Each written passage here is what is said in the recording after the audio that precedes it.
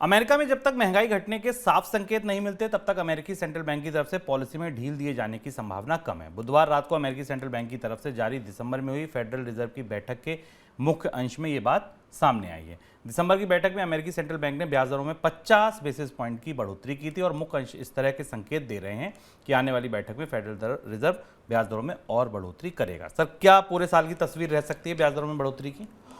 Federal reserve की जो monetary policy committee है उसके अंदर जो चर्चा हुई, उसके जो अंश हमको बाहर मिले हैं वो बाज़ारों के लिए थोड़े चौंकाने वाले हैं, क्योंकि उसकी चर्चाओं के आधार पर फेडरल रिजर्व का जो रिजॉल्व है या उसका जो संकल्प है महंगाई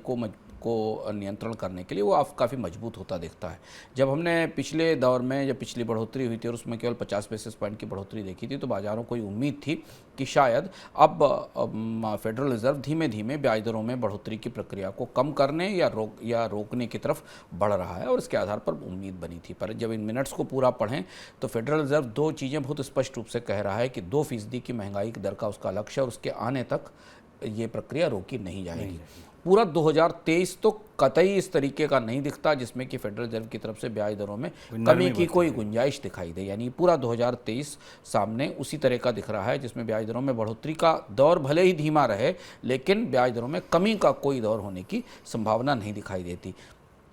और 2% पर महंगाई लाने के लिए अभी ऐसा लगता है फेडरल रिजर्व की तरफ से संकेत में कि साल भर से ज़्यादा का समय लगेगा। तो यदि आप शेयर बाजार के निवेशक हैं आप या दुनिया में निवेश करते हैं या बाकी अर्थव्यवस्थाओं को करीब से नज़र रखते हैं तो ये मानकर चलिए कि ब्याज दरों में बढ़ोतरी की ये प्रक्रिया जिसे हमें सोच रहे थे कि अप्रैल मई जून तक, इस साल अप्रैल मई जून तक 2023 के मई जून तक ख़त्म हो जाएगी, वो ख़त्म होने की गुंजाइश नहीं दिखाई देती। दिसंबर तक कम से कम ब्याज दरें बढ़ती भी रहेंगी और अगर नहीं बढ़ेंगी तो ऊँची रहेंगी। अगले वित्त वर्ष में जाकर यानी 2024 में जाकर ब्याज दरों में कमी की संभावना बनती दिखाई देगी।